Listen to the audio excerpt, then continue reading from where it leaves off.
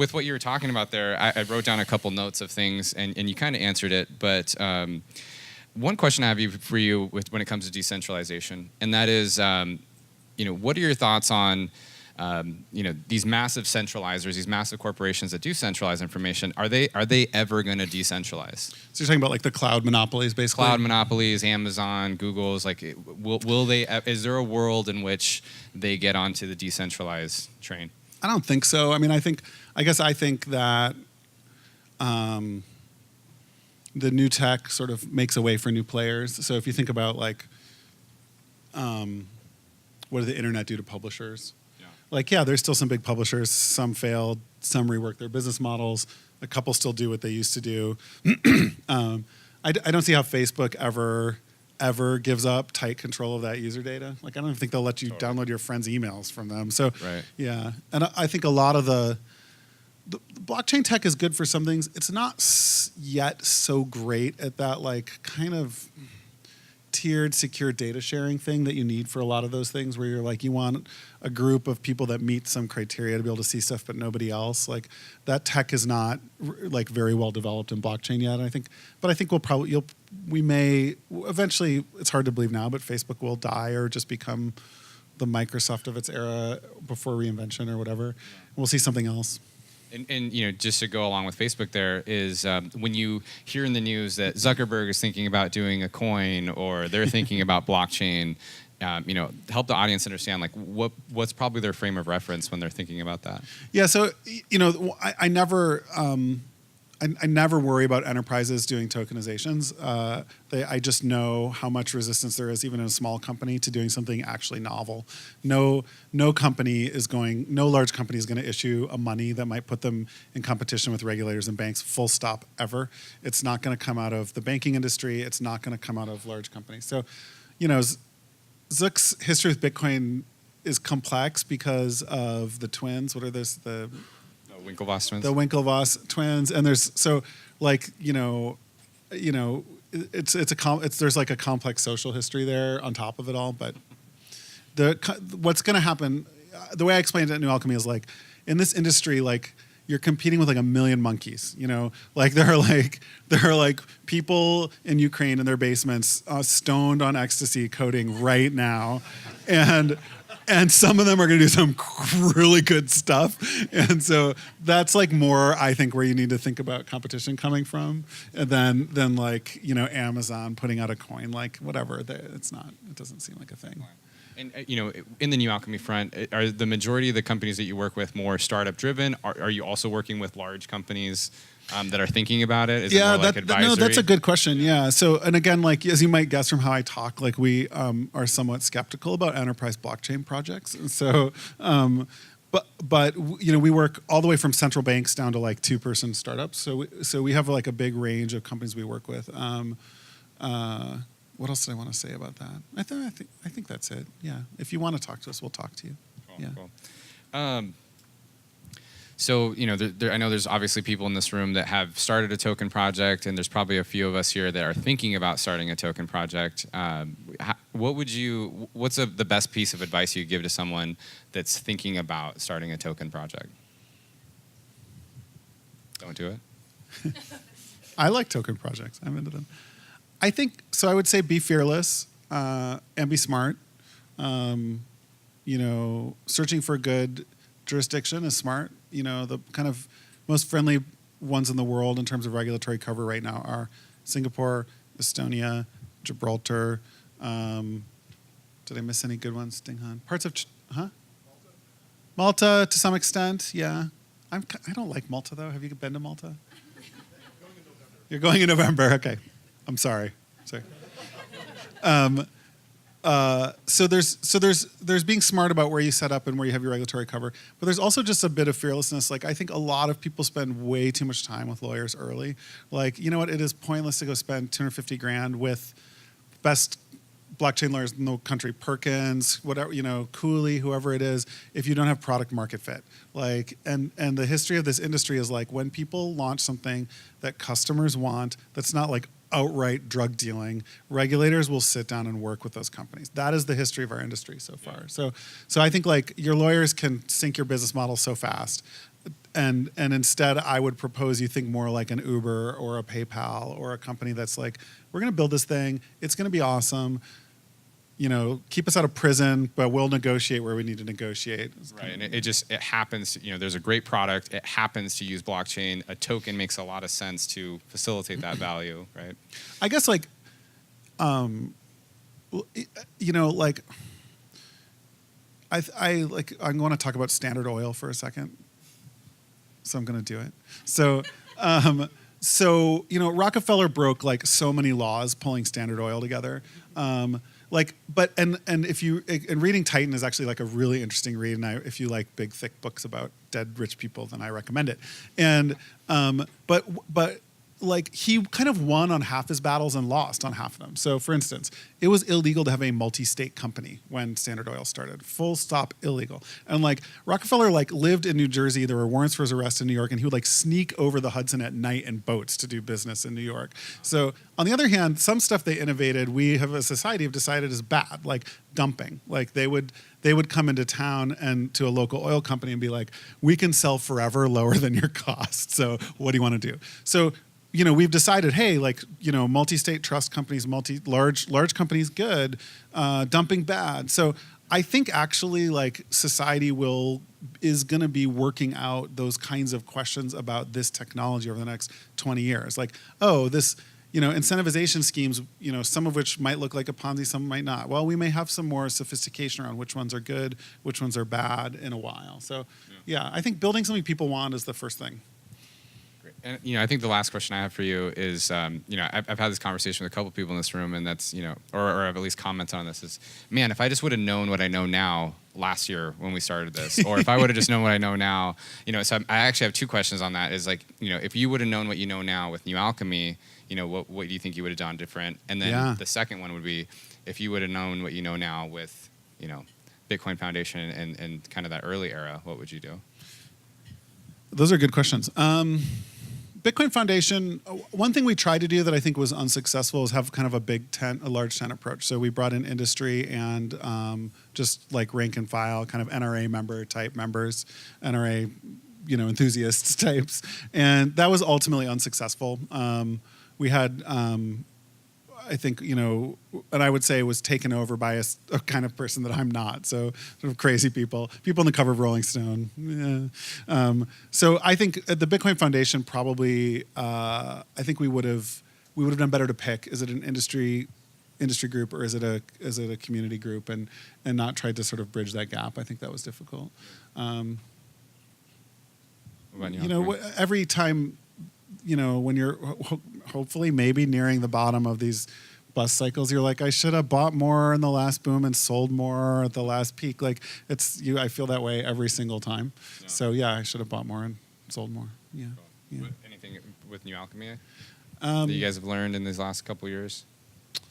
Well, I think, and maybe this is just kind of a meta thread. Like for those of you who've been in the industry a long time, like, hey, a 70-80% drawdown over 8 months. Yeah, that's how things are. For like most people in most worlds, that's not how things are. And so there is a kind of like, if I could go back, I'd probably push New Alchemy recruiting to focus more on resilience, people who are like in for not just the upside of the ride, but kind of the long haul. And we have our people are awesome and are like that. But for some of them, I think is harder than expected to kind of go through an up and a down. Yeah. Great. Well, with that, let's open it up to everybody out here for questions. And we just need a runner real quick. Yeah, go ahead. We've seen Bitcoin, and now we've seen Ethereum, benefits of Ethereum, and then EOS seems to be better than Ethereum. What do you think? And then there's Hashgraph also. What do you think? Yeah. So the question was, Ethereum seems to be better than Bitcoin. EOS seems to be better than Ethereum, and then Hashgraph, you said? Hashgraph, yeah, Hashgraph, and that seems to be better than EOS. So I'll just expand that question, talk about what's a good macroeconomic model for these chains. So I don't think we know yet what wins markets with this technology. I think it turns out that brand matters. Liquidity matters, just it's so interesting that Bitcoin is still an institutional preference after years where it looked like it was like the worst word in the world because it was like so tied up with these drug markets. And I think all that's just interesting, is worth putting down a data point. I think there's there's a strong case to be made for the idea that like these chains are going to add one or two fundamental innovations and then just stop. If you think about being Vitalik or being Joe Lubin or whatever, and being like, great, we made this bet on Ethereum. It was a large innovation over Bitcoin, not a small one. EOS is a small innovation, I would say, over Ethereum. Like once you're up to making those founders in the billions of dollars, like they do not have a lot of incentive to go fuck things up. Like, so, and you see this with Ethereum where it was like, initial code pushes every few months and they're like, move fast, break things, move fast, break things. And then just, I would say starting a year or two ago, they moved into more of a defensive mode where it's like stuff like Casper and proof of stake is like almost like marketing points to keep miners out of their system. Like they have every incentive to go as slow as they possibly can right now because they made multi-billions. I mean, like I've seen estimates that Joe Lubin has 2 million ETH. So that's like, he might have probably more liquid capital than Gates. Like why is he going to go roll the dice on that? So I think it seems possible these chains could kind of like come up, provide their innovation, find their place in the market, and stay. I don't know. At New Alchemy Capital, the fund has a very broad exposure perspective because of that. So we have two products, but the market exposure product is like the top 100. We just think we'll see what comes. Like we don't try to be too smart about it. Yeah, so I'm skeptical that these chains can actually keep radically innovating once they get market acceptance and trading volume. I think it's hard. Who else has a question? Nate. Do you think the trust in the cryptocurrency space would be undermined if another coin succeeded Bitcoin as top one? So the question is, would people trust crypto less if the flippening happens and it's not Bitcoin anymore? I've got to code my answers here a little bit because it's so complicated with Bitcoin. Like here's my framework on Bitcoin in particular, some for other coins, is that it's religious. Like it gets the religious part of people's brains. And I have my own, was in a cult for years, so I know kind of how it feels. Then I did it again with Bitcoin. And people really act about it like they act about their religion. They're totally non-rational. This is like why people went door to door in Berlin, like throwing money at merchants until there's whole streets that accept Bitcoin. Like they do it just for the same reasons you go door to door for any religion. So like I don't think any of the other chains, maybe Ethereum a little bit, have like fully tapped that. But on the flip side, like once you come out of your cult, and I sold all my Bitcoin for ETH at like $7 ETH, which like would look like a good call for a while. Who knows? I don't know if it's a good call or not. But I've actually noticed in myself, I've got to kind of come back and not just ignore it. That said, like Bitcoin core culture is pretty toxic, in my opinion. And there are reasons for that. They feel under siege, like whatever. There's tons of history around mining, around community, around who got left, how many social skills the people who got left holding the money in the bag have, exactly how Blockstream was funded and what their corporate goals are. So all those things are kind of like a mush in my mind when you ask that question. Overall, I think it's not, it would be great to have new contenders that are awesome in crypto. I think that'd be fantastic. And Bitcoiners might feel sad about that or might not, but it's probably a rising tide anyway, Most trading pairs come back to BTC at some level. So the whole market's, 0.9 plus correlated to Bitcoin prices. So at some level, like, it's around for now. I think we have time for two more questions. If regulatory issues are so critical, would you agree that this kind of events should have a kind of a trophy forum for government trying to evangelize more those regulatory agencies so they can have a space to discuss what's coming? Yeah, absolutely. And so the history of, and I think we were the first, the foundation, to do any kind of, capital, like DC politicking about this.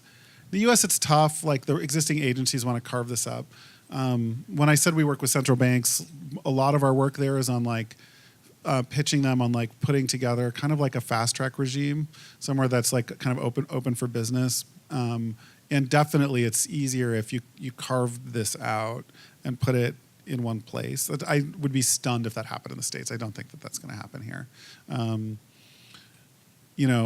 And I think, and Patrick Merck has often said this, and I think this is right. He's like, very, very, very, very rarely is technology regulated. It's usually uses of technology. And one of the things that makes this kind of complex in a good way for people who are opportunists and a hard way for regulators is like, you could use it to do a lot of different things. And so I think we are seeing some de novo uses that are new. It's like a money, and it's like your business process, and it's a speculative vehicle. Like that's new. There isn't stuff like that so far. But next year may bring new innovations and new things people are thinking about. So does anybody have a lightning question? Just a quick question, that's all that means.